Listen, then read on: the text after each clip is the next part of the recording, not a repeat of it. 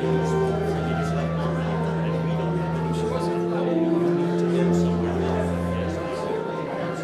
it sounds like it's, I mean, it's not like it's a lot of laws. And that's why it's good to find issues.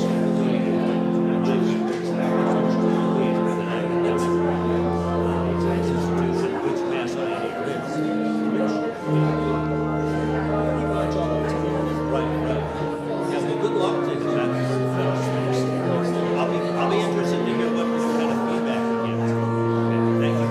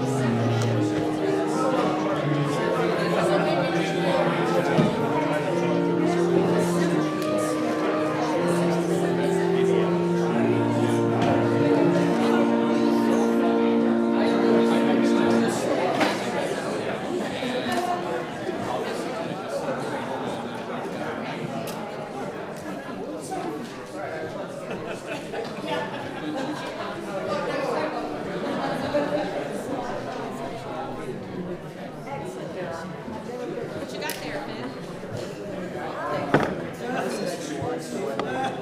Just for the, whoa, boy.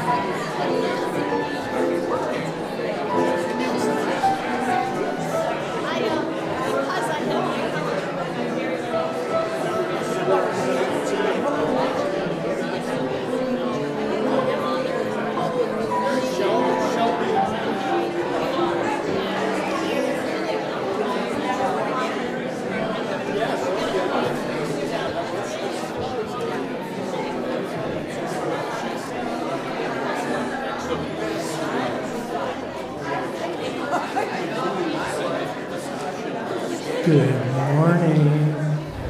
So exciting to see everyone. Yeah. It's the weather, right? That's why you're so excited. We have sun, we have possibility of thaw, and all of you are like, yay! Well, anyway, I'm so glad you came out.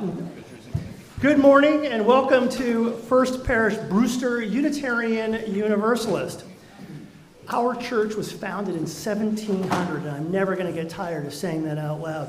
It is part of a living tradition, one that draws wisdom from all the world's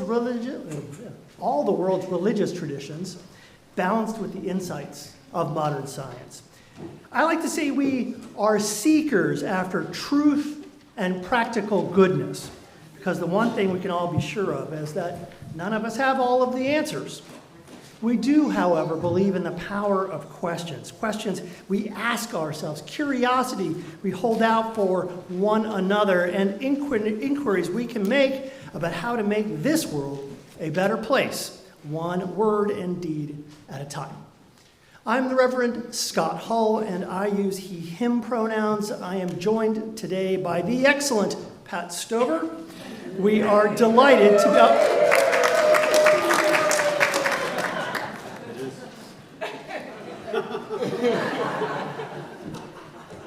We want to offer our special thanks this morning to Kaeza and Tom and our choir for their musical gifts this morning, to Anna and our CYM team, to the greeters, the ushers, our tech team, and all those members of Cove.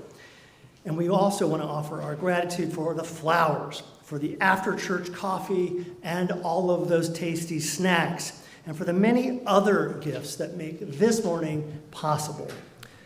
But if you would join me right now in giving an enthusiastic and visible welcome to those online friends joining us from wherever they may be. We are delighted to have them listening with us from afar. But if you are listening and joining us from, well, right here, a special greeting to you. Studies show that you are both remarkably intelligent and unusually good-looking. If you are so inclined, please do check out the visitor card in the seat pocket in front of you for more ways to get information about this community here. Today marks our halfway point in our annual stewardship campaign. Yes. But that does mean talking about money. It's the season for talking about money. And this is something we're going to do. But it's also more about the kind of future that we get to choose together. And that's why we're going to be hearing from Mark and Pat about giving membership and what this place means to them. And I will be delivering the dreaded and much feared annual Sermon on the Amount.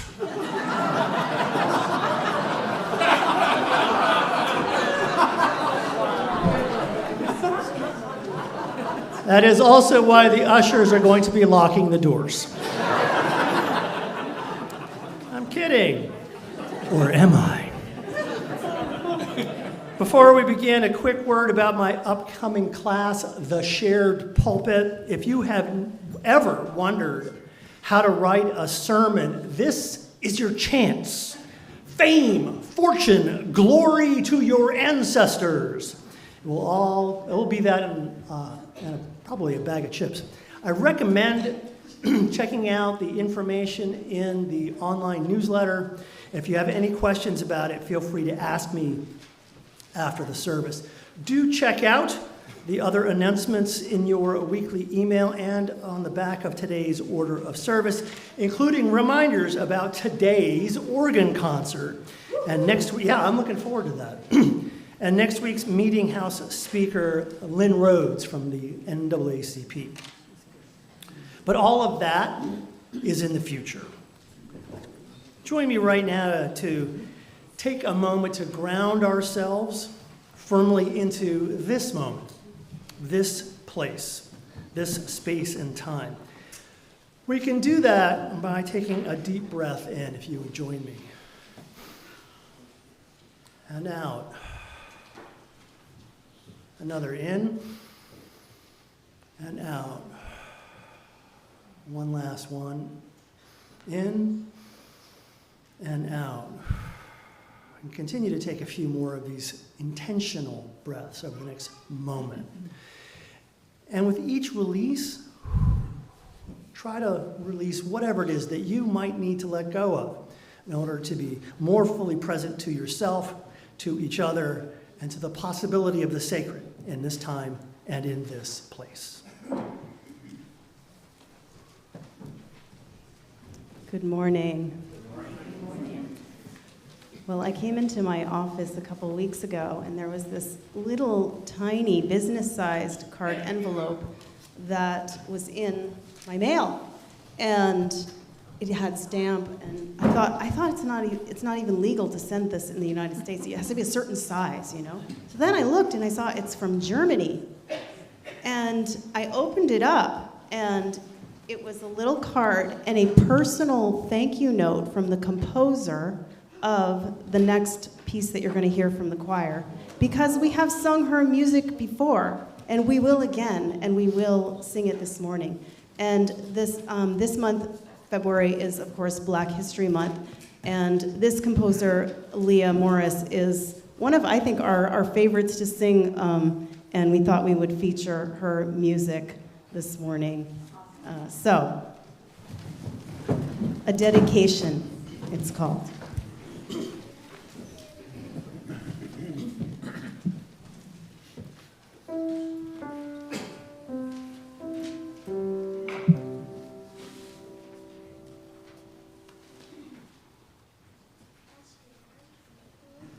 As for me and my house, you will find us serving peace. As for me and my house, you will find us serving peace. As for me and my house, you will find us serving peace. Peace for all right now. As for me and my house, you will find us serving peace. As for me and my house, you will find us serving peace. As for me and my house, you will find us serving peace. Peace for all right now. As for me and my house, you will find us serving peace. As for me and my house, you will find us serving peace. As for me and my house, you will find us serving peace. Peace for all right now. As for me and my house, you will find us serving peace. As for me and my house, you will find us serving peace. As for me and my house, you will find us serving peace. Peace for all right now.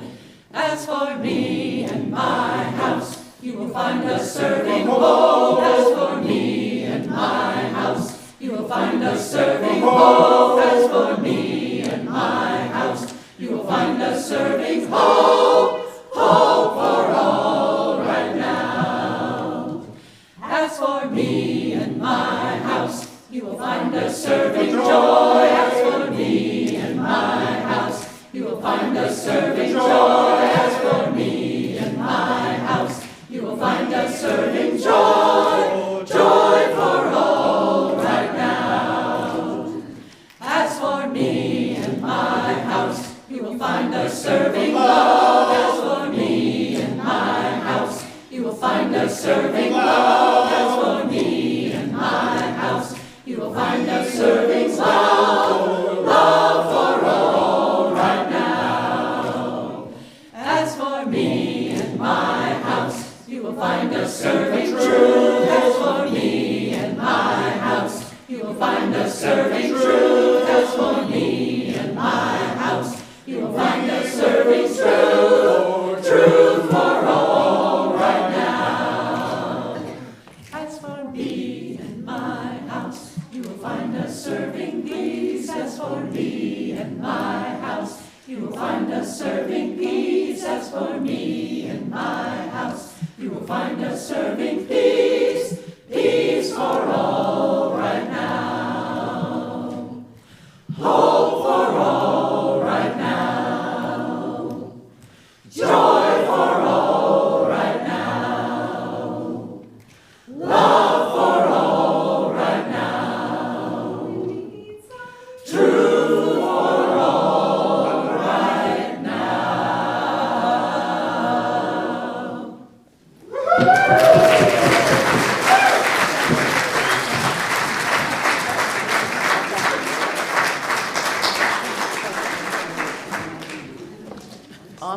rousing good start. Thank you, choir. We light our chalice this morning as a symbol of gratitude as we celebrate the abundance of our lives together. In this sanctuary, we harvest bushels of strength for one another and offer our crop with the hands of compassion and generosity. In the authentic and gentle manner of our connections, we cultivate a simple sweetness to brighten our spirits. May we be grateful for the ways we nourish and uplift each other, for it is the sharing of this hallowed time together that sustains us. Will you rise for the affirmation? And we'll just divide the group down the middle and turn and face each other. This side begins. Thank you, Scott. We believe in love. Love is the doctrine of this church. We believe in truth. The quest for truth is its sacrament. We believe in helping others, and service is our prayer. We believe in the sacredness of life, to the end that all souls shall grow into harmony with the divine. You may sit down. Friends, let us now take a moment, just a moment, to greet one another on this fine morning.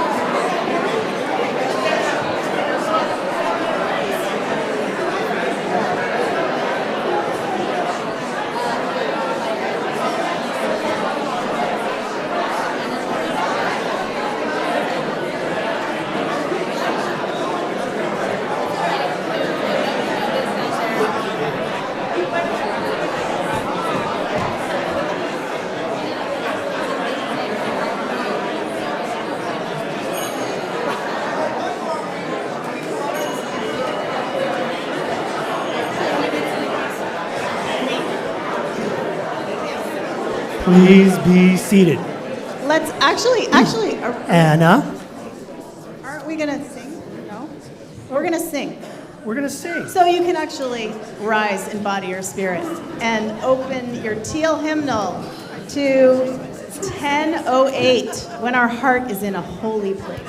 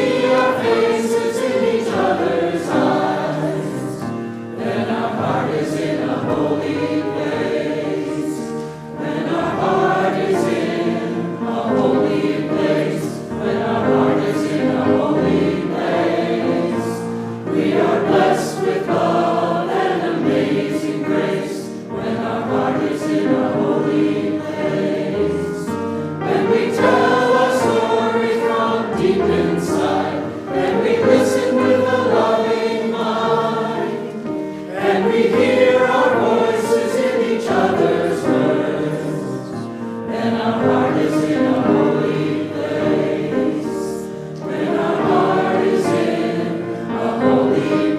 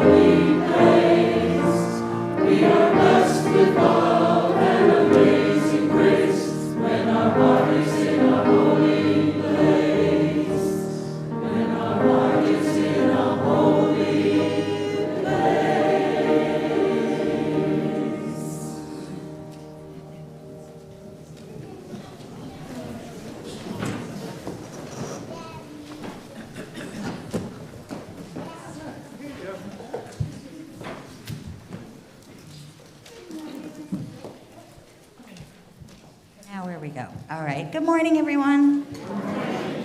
I'm going to tell a story that many of you probably have already heard, stone soup. And I'm going to need the little ones and the bigger one that's not so little to come and help.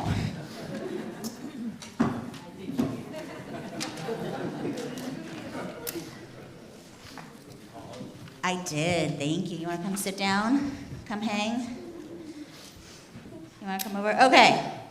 Once upon a time, a long, long time ago, in a place very far away, there was a traveler. And the traveler came to this one village, and this one village, they didn't have a lot of food, right? And so they were hungry, the villagers. And he had an idea. He's like, I am going to make you stone soup. Well, the villagers are like, what is that? That's weird. Okay. So he takes his stone, he has a big old stone, and he drops it into a pot. Who carries a pot around? But this man does. Throws a pot in. And the kids, the villagers are like, that sounds disgusting. Stone soup? And he's like, well, usually when I do it, people will bring some things, maybe some other flavors. And a little girl was like, I might have some stuff to bring to add to your soup. So she went and brought the barley for the soup. Well, that gave the villagers other ideas. So all the children went to their homes, and they collected different foods, right? So if you have food to share, hold your food up so they know where to go. Okay, children, you have a job to do. Let's go get it. Let's go get your food. Go get food. What do we got? Looks like we got some good food. Go get some food. We need food. I'm going to sit here and stir. I'm just going to stir my stone and my barley. And I might need some more flavors. What else do we have? Oh, it looks like we have a turnip and carrot. Carrots are good for soup. What do we have? Oh, Josie has an onion. Yum. You want to put the onion in? We got to put it in, and tomatoes and potatoes and meat. You got thank you, all the stuff. And one little girl asked, what does this soup taste like? And the traveler said, well, every place I go, it's a little different because people bring different things, right? And we stir, and we stir, and we stir. Look inside the pot. It looks different. Does it look yummy? Yeah, it looks yummy. Potatoes and carrot. Would you like to stir? Stir it together, stir and stir. Do you think there might be enough for everyone? What? I think so. I think there's enough for everyone in there. What do you think? Is there enough for anyone? Not for anyone. Enough for everyone. Okay. So now we had stone. Not for anyone. Why are you kidding me? I think there's enough for all of us, right? Yes. What would you like to say? I think we need one more. We need one more. Do we have any more? Maybe one more stir. How about another stir? I don't know if we have any more. I think we're out of food. Oh my goodness. All right, so because the entire village shared, right? We went from one stone to a little bit of water. Because everyone came together as a community, there was enough soup to feed the entire village. To everyone. So after everyone ate, the traveler, he decided he was time to go because everybody was gone, right? But what he did was he left his, really, it's a marshmallow? Oh, a marshmallow. He gave the rock, the stone, to the little girl. And she said, if you have that stone, you will have enough to eat. And off he went. Oh my goodness. Thank you.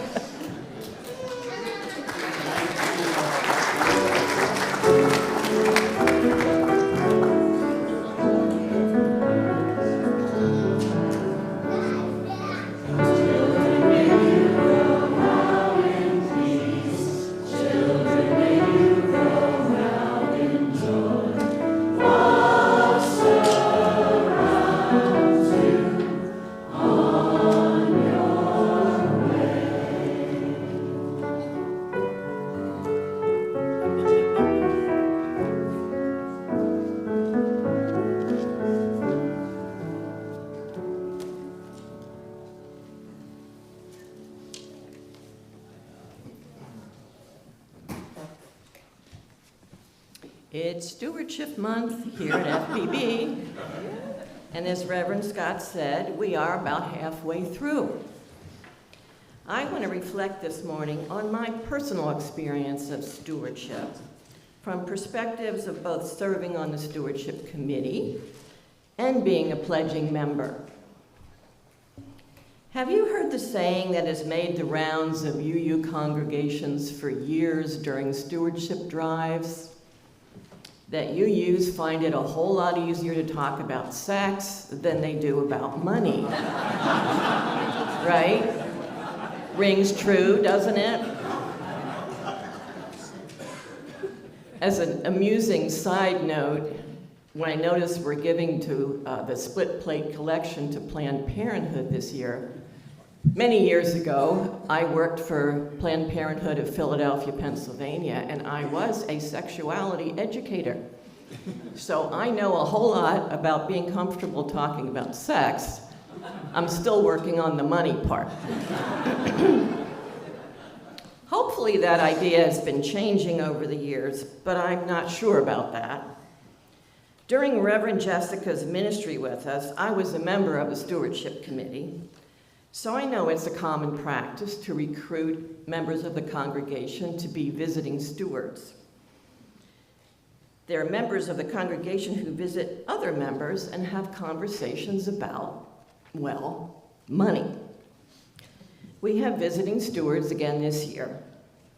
I don't know how they are faring, but during my time of service in stewardship, a lot of members were generally not real thrilled about having a steward visit them. They were afraid, I think, that there would be pressure applied, that arms would be twisted. They were, and maybe still are, leery of the idea that this visit should be seen as a deepening of connection, a time of getting to know each other better, where the subject just happens to be money. So it was kind of interesting for me this year, to say the least, when my visiting steward contacted me to have the conversation. During the years I was serving on the Stewardship Committee, my husband, Bob Flanagan, and I really stretched to make the most generous pledge that we could. You have to walk the talk, right? And we were financially able to do it, and well aware of the value that this church holds for us. But last year, about halfway through the year, we felt we had no choice but to reduce our pledge, and this year we're making our new pledge at that same reduced amount. Things happen, you know. For the past 5 years, my husband has been living with cancer, lymphoma, And last year, his primary care physician, who he had been with for years and really likes, went the way of a concierge practice. Are you familiar with that concept? In order to stay with this PCP, Bob had to join this new practice and pay several $1,000s more than we had been paying for insurance. Plus, he had to upgrade his supplemental insurance plan just so he could keep this now out-of-network doctor. Something had to be done to balance our books, and our pledge is our only major discretionary spending. I knew that my conversation with my visiting steward would have to include this less than celebratory information. That was not going to be easy. And what was just about as embarrassing to this former stewardship committee member was that I had to dissuade her from coming to our house for the visit, not because I was trying to avoid the conversation, but because with all the snow, there was no way she could get up our driveway. So I emailed her and explained that we had to reduce our pledge and why. What made this a lot easier was she has a friend, Jen Raybold over there, and she was already aware of Bob's health concerns. She was nothing but sympathetic. In fact, she so badly wanted to bring over soup along with our pledge card, and I really had to work hard to convince her that the snowy driveway really was that bad. All during these 5 years living with this disease and the series of treatments Bob has undergone, this congregation has checked in on us, held us, supported us, welcomed us back into the fold after Bob's stem cell replacement treatment had kept us away from church for months. I beg those of you who might be reluctant to have a visiting steward to your home, providing, of course, we don't have another 14 inches of snow, to think of the visit as another member of the congregation checking in on you, a friend wanting to know how you are, wanting to get to know you better, because it's true. We really are all in this together. We all do what we can, when we can, to support this church, our mission, and shared values. When one of us needs to step back, for whatever reason, another one of us steps forward. It's an ongoing dance we do together. This natural, wonderful ebb and flow that sustains our communal life together. And may it always be so.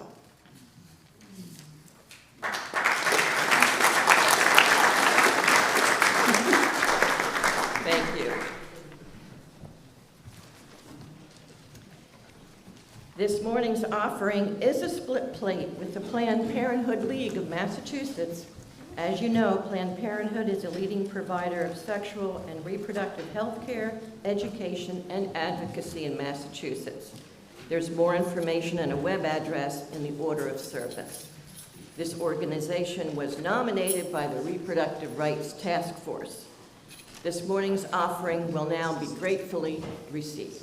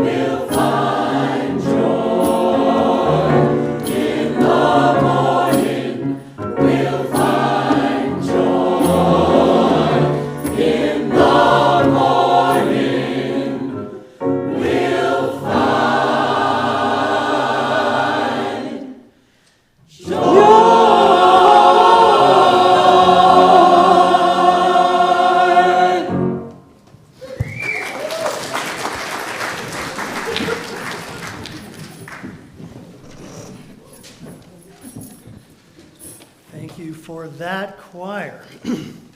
A couple of weeks ago, not yet, I'll wait. Close enough? Yes, I'm good. All right, right on. A couple of weeks ago, my wife and I, and many of our UU clergy colleagues from all around the United States, traveled to Albuquerque for a study retreat. The retreat's a big deal. It happens only once every 3 years. Many of my friends came directly from a day of action in Minneapolis. I got to hear quite a few stories during the week. I was and am struck by what was shared. Stories of people being abducted, stories of others too afraid to leave their homes. I was also struck by the community response and the seemingly endless acts of everyday courage our friends and neighbors are capable of. Acts of kindness, care, and respect. Acts of hope. My friends, I don't have a crystal ball. I wish I did. What I do know is that what we do here matters. What you choose to do out there in our shared world, it matters. Everything matters. And that's why we're going to keep gathering. We're going to keep showing up, keep doing our damnedest to love each other, to care for each other, and to hold on. I'm told that the only way out is through. But if that's so, that is something we get to do together. In the moment of silence to follow, I'm going to light a candle for ourselves, for our communities, for our democracy, and for this moment. If you have a name you would like held in the light of joint care and love, you're invited to speak it aloud.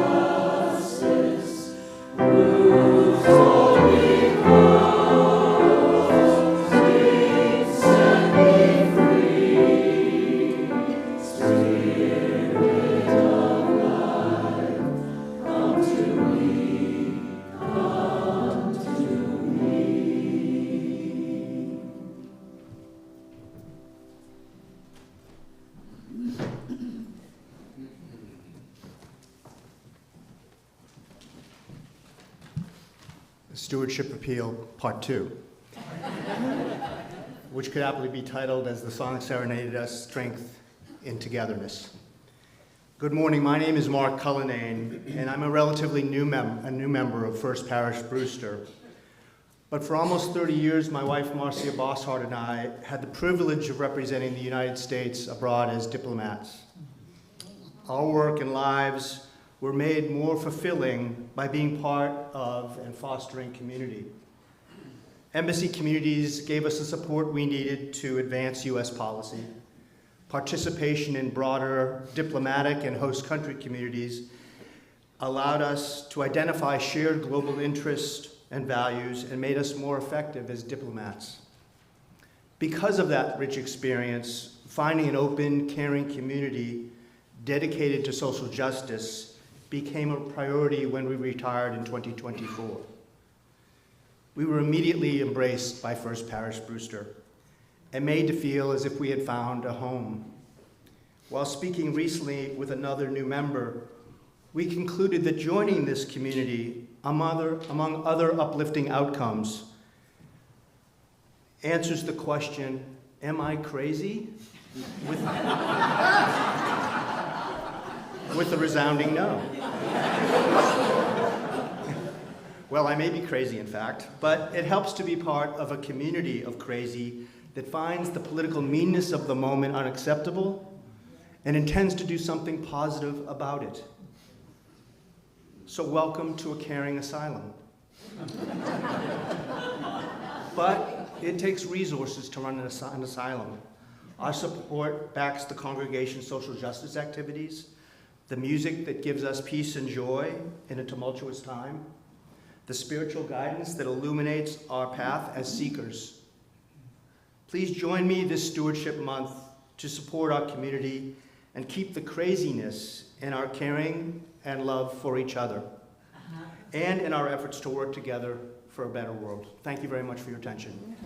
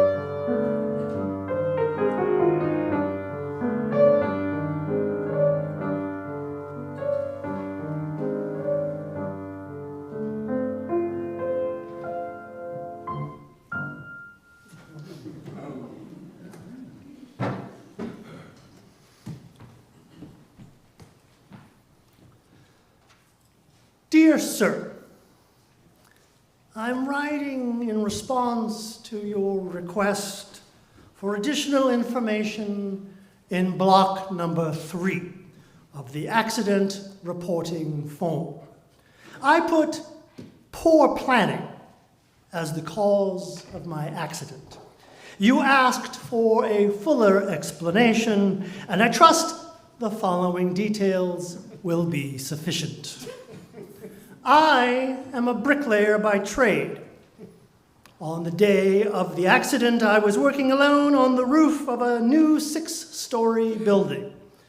When I completed my work, I found I had some bricks left over, which, when weighed later, were found to weigh 240 pounds. Rather than carry the bricks down by hand, I decided to lower them in a barrel by using a pulley, which was attached to the side of the building at the 6th floor. Securing the rope at ground level, I went up to the roof, swung the barrel out, and loaded the bricks into it. Then I went down and untied the rope, holding it tightly to ensure a slow descent of the 240 pounds of bricks. You will note on the accident form that my weight is 135 pounds. Due to my surprise at being jerked off the ground so suddenly, I lost my presence of mind and forgot to let go of the rope. Needless to say, I proceeded at a rapid pace up the side of the building. In the vicinity of the 3rd floor, I met the barrel, which was now proceeding downward at an equally impressive speed. This explains the fractured skull, minor abrasions, and broken collarbone as listed in Section 3 of the accident reporting form. Slowed only slightly, I continued my rapid ascent, not stopping until the fingers of my right hand were 2 knuckles deep into the pulley, which I mentioned in paragraph 2 of this correspondence. Fortunately, by this time I had regained my presence of mind and was able to retain my grip on the rope, in spite of the excruciating pain I was now beginning to experience. At approximately the same time, however, the barrel of bricks hit the ground, at which point the bottom fell out of the barrel. Now devoid of the weight of the bricks, the barrel weighed approximately 50 pounds. I refer you again to my weight. As you might imagine, I then began a rapid descent down the side of the building. In the vicinity of the 3rd floor, I met the barrel coming up. This accounts for the 2 fractured ankles, broken tooth, and severe lacerations of my legs and lower body as detailed in Section 3. Here my luck began to change slightly. The encounter with the barrel seemed to slow me enough to lessen my injuries when I fell into the pile of bricks. Unfortunately, only 3 vertebrae were cracked. I am sorry to report, however, as I lay there on the pile of bricks, in pain, unable to move, and watching the empty barrel 6 stories above me, I again lost my composure and presence of mind and let go of the rope. The empty barrel, weighing more than the rope, immediately returned to earth. This explains the 2 broken legs as detailed in Section 3 of the form. I trust this additional information is sufficient to answer your questions as to how the accident occurred. Yours truly, etc., etc., etc.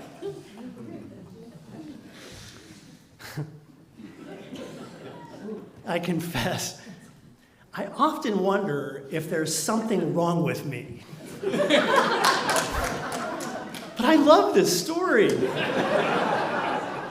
For a lot of reasons. My attempts at the accent notwithstanding, it has this very British air of calm reasonableness in the face of complete absurdity. The careful tone, the polite understatement, the sense that if you explain things just clearly enough, everything will somehow make sense. There's a form involved, there are figures and weights and measures, a faceless authority figure asking a question that somehow makes everything worse. This is a Monty Python sketch.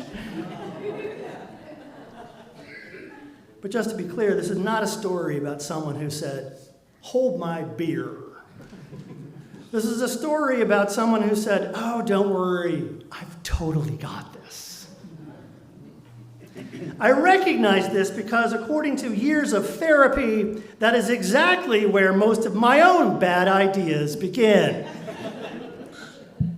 Honestly, I feel a little called out by this bricklayer, mainly because at no point does it occur to him to do something radical like pause, rethink the plan, or say, you know what, maybe this is a 2-person job. He just jumps in, experiences calamity, and fills out the paperwork. Again, I find it funny because I have been that guy. More than once, if I'm being honest, flirting with disaster all in the name of efficiency. Anybody else? Maybe a couple of you? To be fair, both to myself and to those few of you being suspiciously silent, all I want to say is this. This is extremely human. Painful, but human. And maybe that's why this story works so well, because while none of us have been flung 6 stories into the air by a barrel of bricks, at least I hope not, most of us know exactly what it feels like to hold on to something we probably should have let go of a long time ago. I'm struck by the phrase, lost my presence of mind. It's a polite and wonderfully polite way of saying, I panicked, or I wasn't thinking, or probably, this was the moment when logic exited the building. It sounds dignified, presence of mind. As though your mind were something you set down neatly on a table and just mean to come back for later. Like your reading glasses, or the TV remote, or your patience in the face of urgency. Now, the thing about urgency, about being in a hurry, about wanting to finish the job, just wanting to get it done, it has this way of narrowing your thinking. It tricks you into seeing only one option, one path forward, one rope to hold. It reminds me of a supervisor who once shared an insight with me. Not that I would have admitted it at the time or ever will to her face, but she did tell me something good, something that stuck with me, something that sounds obvious right up until you notice how rarely we live by it. She said, if you want to go fast, go alone. If you want to go far, go together. And that bricklayer, bless his heart, wanted to go fast. Most of the time, so do we. Because speed has its virtues. It looks spectacular on a spreadsheet. It feels decisive, competent, manly.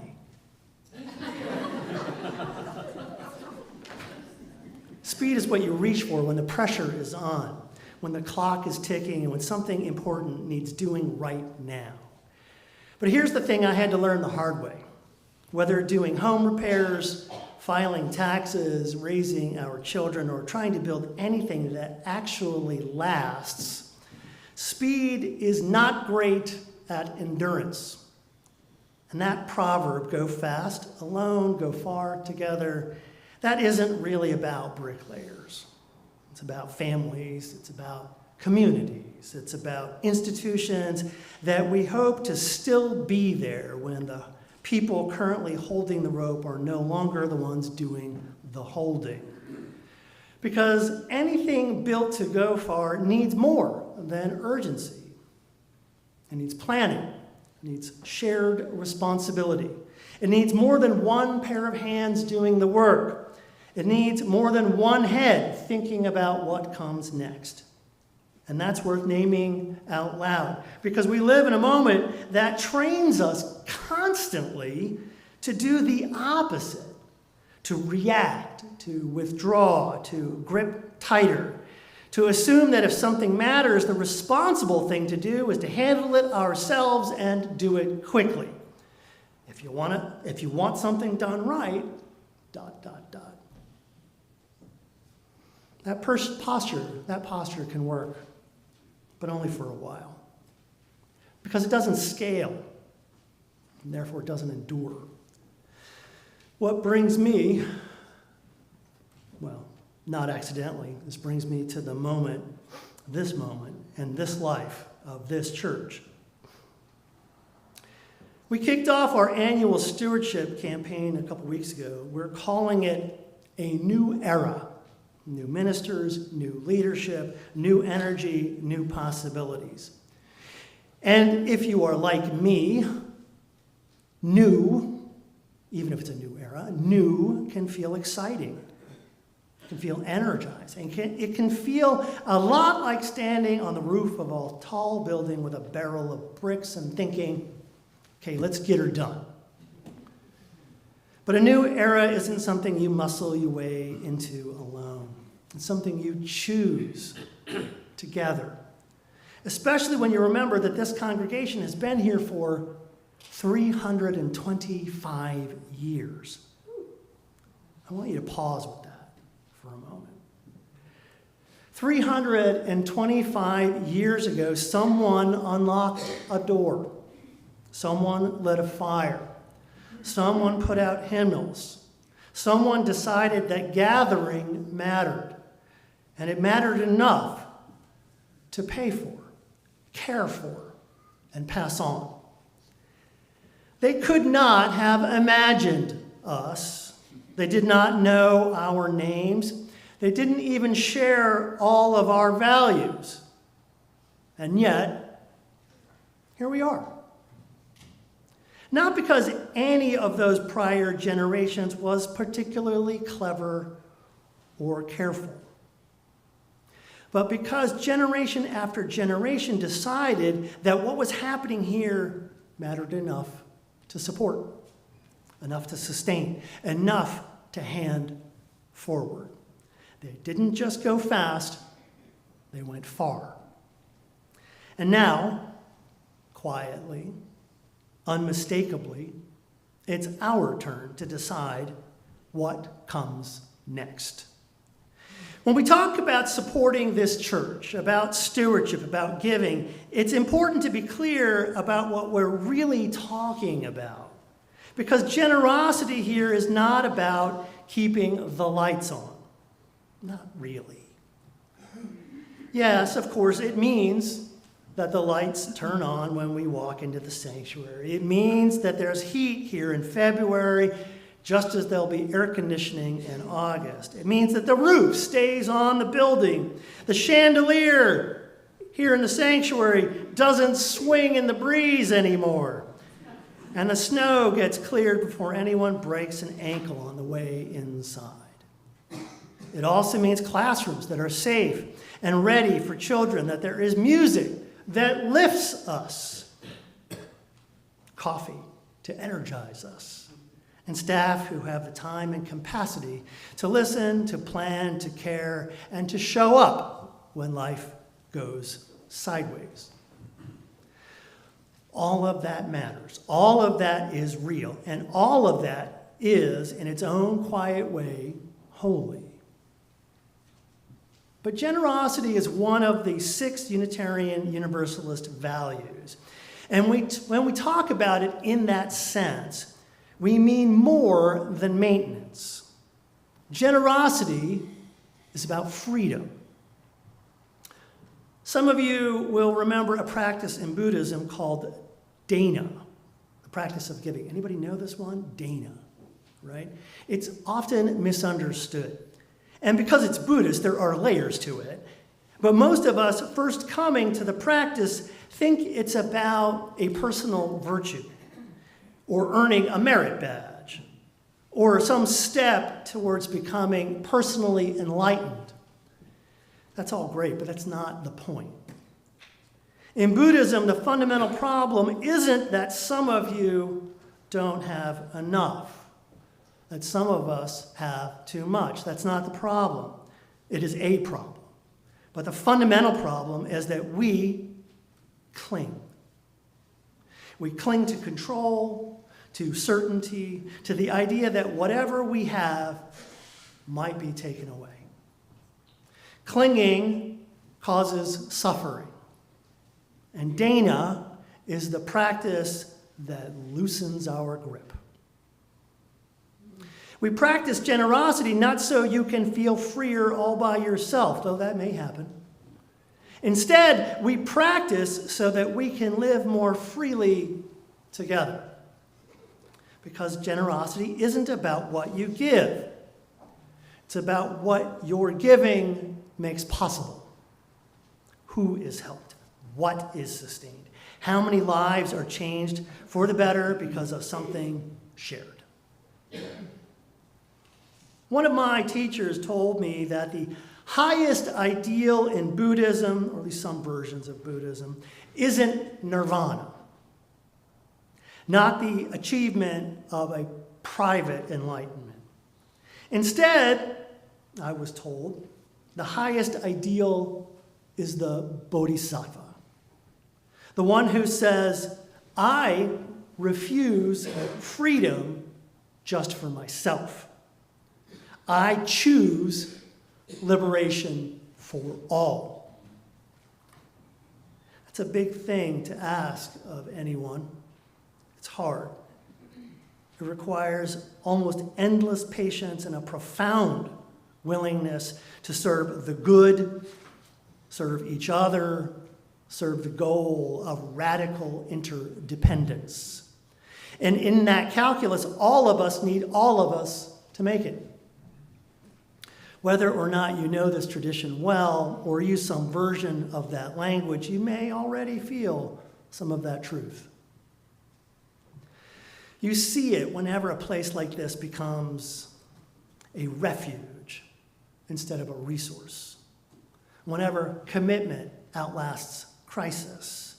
Whenever people are met not with scarcity, not with fear, not with dogma, not with loyalty tests, but with welcome, with love, with acceptance.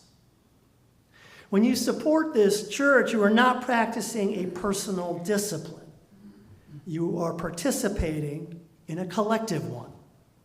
You are saying, we refuse the lie that we are alone. You are saying, we trust the possibility still ahead of us. You are saying, generosity is how love gets a home. You are saying, this is a two-person job at a minimum. You are saying, what was given to us in trust, we will carry forward in strength. You may never meet everyone your generosity touches. You may never see the full arc of what your generosity makes possible. But that also is part of the freedom. Because generosity at its best is an act of faith in a future that all get to share. And this is how generosity works its way into the world. Not all at once, and usually not with fanfare. But when people decide, often without much ceremony, to take responsibility for what they love, that is how institutions endure. That is how communities last, and that is our moment. Friends, it's not a question of whether this church will survive. It's a question of how it will thrive. For 325 years, this congregation has made the same decision over and over again. Not the fastest way forward, not the easiest way out, but the way that might carry people across generations. We are here because people before us trusted one another enough to share the load, because they believed that what happened in this place mattered, because they chose generosity not as obligation, but as hope. That trust is our inheritance, and our generosity is how we honor it. As you consider your pledge of support this year ahead, if you feel pride, good. If you feel joy, lean into that. If you sense a bit of possibility ahead of us, hold on to it. These are not distractions from the work. They are the signs that you understand it. This is what it looks like when love shows up. This is what it looks like when joy gets a future. This is what it looks like to go far together. So, let me ask you plainly, and if it rings true, don't whisper it. Let me hear you. Is this church worth it? Yes. Does this community matter? Yes. Has this place made a difference in your life or in someone else's? Yes. Is it worth sustaining for all who will come after us? Yes. And together, are we strong enough to carry it forward? Yes. May it ever be so. Amen. Amen. And let's join together and sing our closing song from the TL hymnal, 1028, The Fire of Commitment.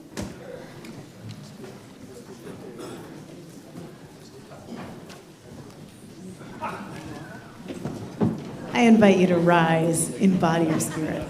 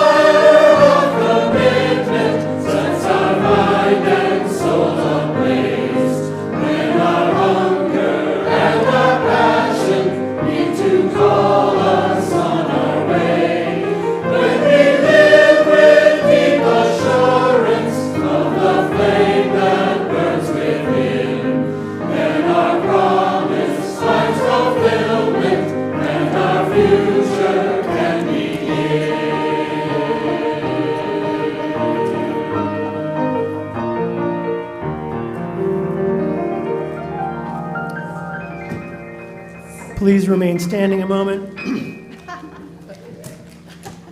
When we take fire from our chalice, it does not become less, it becomes more. And so we extinguish it, and as we do, we take its light and warmth with us, multiplying their power by all of our lives and sharing that with the world.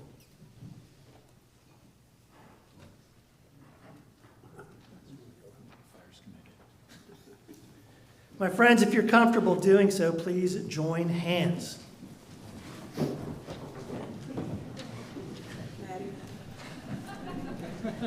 Know that whatever taste or touch you've had in this time and place of hope, peace, love, joy, that is the gift that goes with you out into the world. We are different for having spent this time together. So be swift to love. Make haste to be kind. Be bold, and wherever you go, go with great thanksgiving. Can I get an amen? Amen. And blessed be. That concludes today's service. Please join us in the parish room for coffee and conversation.